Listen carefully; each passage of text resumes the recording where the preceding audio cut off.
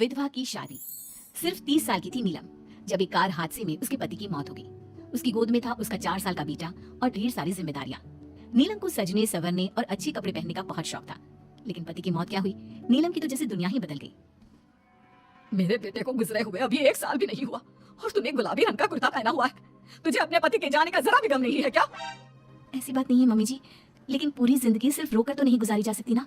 तो क्या करेगी? पार्टियां मनाएगी? अरे एक तो मेरा बेटा मर गया और तुम्हें कोई फर्क ही नहीं पड़ता। मम्मी जी, मेरा भी पति गया है और इस बात से मुझे कितना फर्क पड़ता है मैं आपको बता भी नहीं सकती। लेकिन अगर मैं रोती हूँ तो मेरा 4 साल का बेटा बहुत रोता है, अपने पापा को याद करता रहता है। उसे दिखाने के लिए ही सही मेरा ठीक से रहना बहुत जरूरी है। कुछ दिनों के बाद मम्मी जी, मैं नौकरी करना चाहती हूँ। लेकिन उसकी क्या जरूरत है? यहाँ घर में रह रहकर मेरा दम घुटता है। पूरा दिन मुझे अपने पति की याद आती है। कुछ देर के लिए ही सही घर से बाहर जाऊंगी तो शायद कुछ अच्छा लगे। ठीक है, जैसा तुम्हारा मन करता है वैसा करो, लेकिन ध्यान रखना ये ज्यादा चटक मटक रंगों के कपड़े पहनकर घर से बाहर जाने की जरूरत नहीं है, वरना दुनिया हमारे बारे में बातें करेंगी। अपनी सास की बात मानकर नीलम सफेद रंग के कपड़े पहनकर ऑफिस जाना शुरू कर देती है। ऑफिस में नीलम की एक सहेली बनती है, दिव्या। नीलम, तुम हमेशा ये सफेद कपड़े पहनकर क्यों आती हो? दिखने में इतनी सुंदर हो, जॉब करती हो, तुम्हें अच्छी से रहना चाहिए। तुम्हें तो पता ही है, 1 साल पहले मेरे पति की मौत हो गई और इसीलिए मेरे ससुराल वालों ने कहा है कि मुझे सिर्फ सफेद कपड़े ही पहनने चाहिए, वरना लोग मुझे गलत समझेंगे। लोगों के हिसाब से तो अपनी जिंदगी जीना ही गलत है, लेकिन तुम कब तक ऐसे रहोगी? जो हो गया उसे भूल जाओ। मेरा भी बहुत मन करता है कि तुम लोगों की तरह रंगीन कपड़े पहनूं, अच्छे कपड़े पहनकर तैयार होकर रहूं, लेकिन फिर मोहल्ले वाले और रिश्तेदार मेरे बारे में उल्टी सीधी बातें बनाने लगते हैं। देखो, तुम जॉब करती हो, तुम्हें लोगों की बातों की परवाह नहीं करनी चाहिए।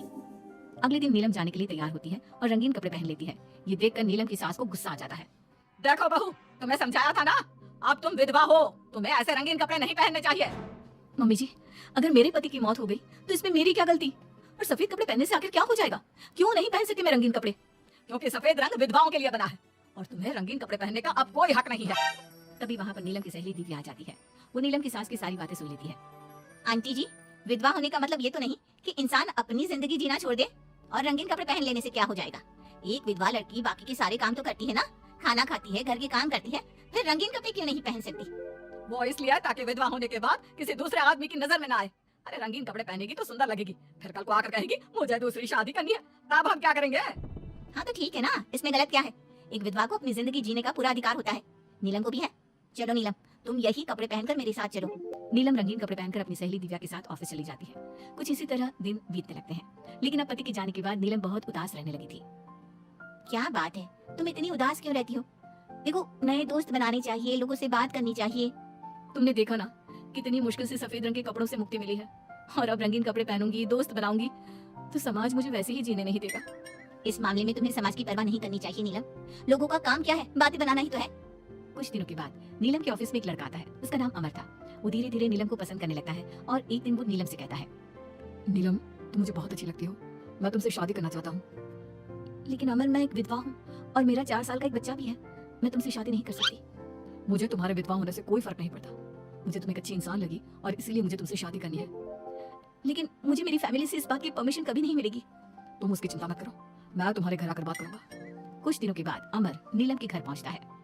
नमस्ते आंटी जी, मैं अमर हूँ, मैं आपकी बहू नीलम से शादी करना चाहता हूँ।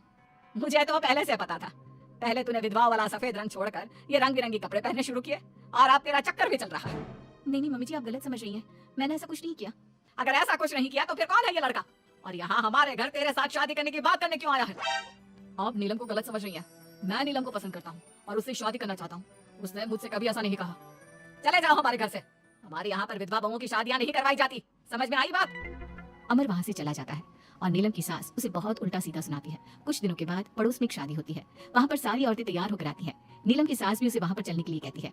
नीलम सफेद रंग के कपड़े पहनकर अपनी सास के साथ वहाँ पर जाती है, क्योंकि ऐसा उसकी सास ने कहा था। पर सारी औरतें काफी सुंदर तैयार होकर आई थी। देखो तो मेरी साड़ी का कलर कितना सुंदर है, तुम्हें पसंद आया? और ये देखो मेरे कंगन, पिछले महीने ही दिलवाए थे मेरे पति ने, कितना अच्छा डिजाइन है ना?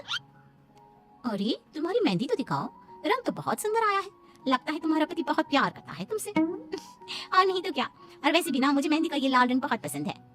अरे जरा उधर तो देखो, ये नीलम वहाँ पर क्या कर रही है? हम सबके बीच में विधवा का क्या काम? अरे इसका यहाँ होना तो मनहूसियत है, इसकी सास को इतना भी नहीं पता कि इसे यहाँ नहीं लाना चाहिए था। ऐसे सफेद कपड़े पहनकर बैठी हुई है, दूर से पता चल रहा है कि उसका पति मर गया। नीलम की सास ये सारी बातें सुन लेती है और फिर अपनी बहू के उदास चेहरे की तरफ देखती है। नीलम की सास को इस बात का एहसास होता है कि उसने अपनी बहू के साथ अच्छा नहीं किया। घर आने के बाद, नीलम, जरा मेरे पास आना बेटा। क्या हुआ मम्मी जी, मुझसे कोई गलती हुई है क्या? लो बेटा, बहुत सुंदर सुंदर और रंगीन साड़ियां हैं, ये सब तुम्हारे लिए। और सुनो, वो जो लड़का उस दिन घर आया था ना, क्या नाम था उसका? अमर। उसे कहना कि वो मुझसे आकर मिले। लेकिन अचानक क्या हुआ मम्मी जी, सब ठीक तो है ना? आप ये कपड़े मुझे क्यों दे रही हैं? और अमर से क्या काम है? बेटा, मेरे बेटे की मौत के बाद भी तुम मेरा इतना ख्याल रखती हो, नौकरी करती हो, पैसे कमाती हो। आज जब उस शादी में मैंने दूसरे लोगों की बातें सुनी, तब मुझे इस बात का एहसास हुआ कि विधवा होने के बाद भी तुम्हें जीने का अधिकार है। मम्मी जी, मैं कुछ समझी नहीं। देखो बेटा, जो चला गया वो चला गया, लेकिन आज के बाद तुम रंगीन कपड़े पहनोगी, खुश होकर रहोगी। और हाँ, मैं खुद तुम्हारी शादी अमर के साथ करवाऊंगी। लेकिन मम्मी जी, आप ये सब क्यों कर रही हैं? मैं तो आपके कहने पर सफेद कपड़े पहनकर शादी में गई थी। वही तो बेटा, मुझे अच्छा नहीं लगा। और ऐसा तो किसी किताब में नहीं लिखा कि विधवा होने के बाद एक लड़की को सिर्फ सफेद कपड़े पहनने चाहिए। अगर तुम ससुराल में रहकर अपनी जिम्मेदारी उठा सकती हो, तो फिर अपनी जिंदगी में सारी खुशियों पर भी तुम्हारा अधिकार है। नाचने वाली से शादी। दिनेश एक बार अपने दोस्त अमर की शादी में उसके गांव गया। दिनेश और उसके दोस्त शादी में जमकर मजे कर रहे थे। अमर की शादी में एक नाचने वाली लड़की भी आई थी, जिसका नाम था अमृता। उसका नाच देखकर वो लड़की दिनेश को बहुत पसंद आ जाती है। जब वो लड़की शादी में डांस करके वहां से जाने लगती है, तो दिनेश उसके पास जाता है। देखो, तुम मुझे बहुत पसंद हो, तुम बहुत अच्छा डांस करती हो। जी शुक्रिया, डांस की बात तो सही है, लेकिन आप मुझे पसंद करते हैं, ये बात समझ में नहीं आई। इसमें समझना कैसा? मैं तुमसे शादी करना चाहता हूँ। हाँ, आपको पता नहीं क्या, मैं नाचने वाली हूँ और हम जैसी लड़कियों से कोई शादी नहीं करता। बहुत लड़के आते हैं तुम्हारी तरह बातें बनाने वाले, शादी के प्रपोजल्स लेकर लेकिन शादी कोई नहीं करता। कौन करेगा मुझसे शादी? मैं सच कह रहा हूँ, मैं सच में तुम्हें बहुत पसंद करता हूँ और तुमसे शादी करना चाहता हूँ। मुझे तुम्हारी बात पर बिल्कुल भरोसा नहीं। अगर तुम सच में मुझसे शादी करना चाहते हो, तो अपने माँ बाप को साथ में लेकर आना। मैं तुम्हें यहीं इसी गांव में मिलूंगी, ये मेरा पता है। शादी होने के बाद दिनेश अपने घर लौट आता है। अपनी माँ के पास जाकर कहता है, माँ, मैं अमृता नाम की एक लड़की को बहुत पसंद करता हूँ, उससे शादी करना चाहता हूँ।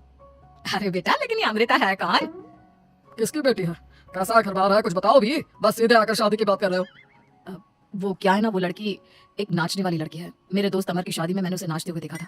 क्या? नाचने वाली लड़की? नहीं नहीं नहीं, नाचने वाली लड़की को हम अपने घर की बहू नहीं बना सकते। लेकिन माँ, मैंने उससे वादा किया है, मैं उसी से शादी करूंगा। वादा करने से पहले अपने माँ बाप से पूछना जरूरी नहीं समझा? किसी भी नाचने वाली को ऐसे शादी का वादा करके चले आए।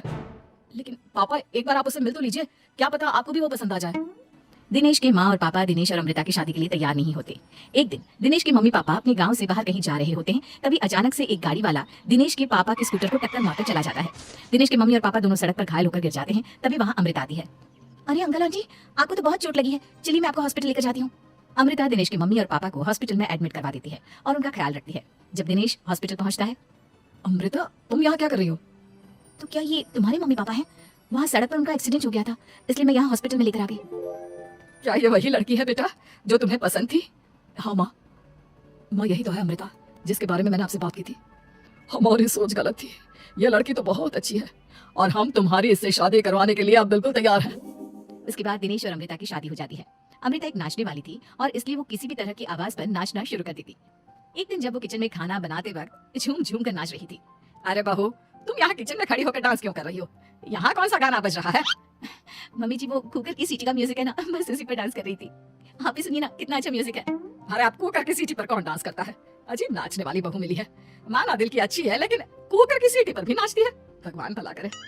कुछ दिनों बाद दिनेश के पड़ोस वाले घर में कंस्ट्रक्शन का काम चल रहा था और सारा दिन मजदूरों के हथौड़े चलाने की आवाज आती रहती।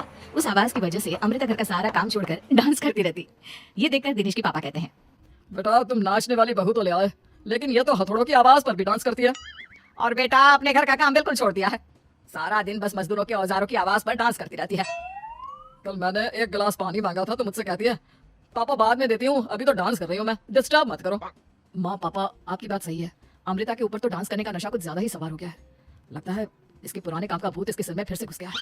अरे लेकिन बेटा हम क्या करें, अब ये पूरा दिन इसी तरह नाचती रहेगी तो कुछ अजीब नहीं लगेगा? एक दिन दिनेश और उसका परिवार जंगल में पिकनिक मनाने जाने का प्लान करता है। दिनेश, उसकी पत्नी अमृता और माँ बाप चारों मिलकर जंगल में पिकनिक मनाने पहुंच जाते हैं। लेकिन तभी वहां पर जंगल के लोग उन्हें घेर लेते हैं। अरे क्या मुसीबत है ये, कौन है ये लोग? ये तो हमें जिंदा जलाकर खा जाएंगे, अब हमें कौन बचाएगा? सही कहती हूँ माँ, ये लोग जंगली लोग हैं, ये हमें जिंदा नहीं छोड़ने वाले। अरे डरने से बेहतर होगा कि हम अपने आप को बचाने का कोई उपाय सोचें। तुम्हारा क्या है, तुम तो नाचने लग जाओगी। तुम्हारा दिमाग भी काम करता है और तुम्हारे तो पैर भी काम करते हैं। अरे माँ, ये लड़ने का वक्त नहीं है, हमें कुछ सोचना पड़ेगा।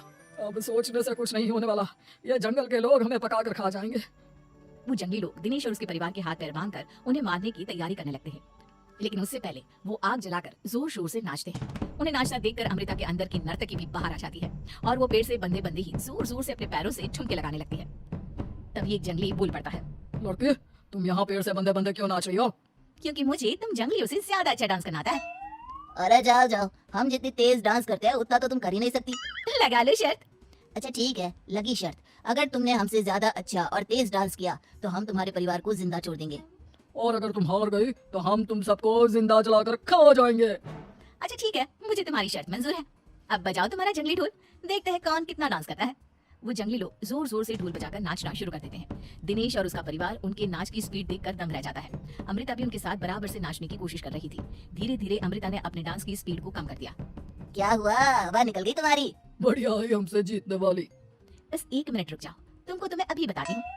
अब तक अमृता धीरे धीरे नाच रही थी ताकि वो सारे जंगली थक जाए और अमृता बाद में जोर जोर से डांस करके उन्हें हरा दे। और ऐसा ही हुआ। अमृता ने अब तेज स्पीड से नाचना शुरू कर दिया।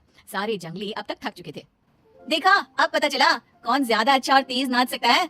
हाँ हाँ, तुम ही हमसे ज्यादा अच्छा और तेज डांस करती हो। हमने मान लिया, बहुत थक गए, बस भी करो। अरे अभी कहाँ से बस करूं? तुम कहो तो मैं दिन रात लगातार नाच सकती हूँ। हम तुम्हारे आगे हार मानते हैं। तुम अपने परिवार को लेकर यहाँ से चली जाओ। देखा माँ, आज नाचने वाली बहू ने हम सबकी जान बचा ली।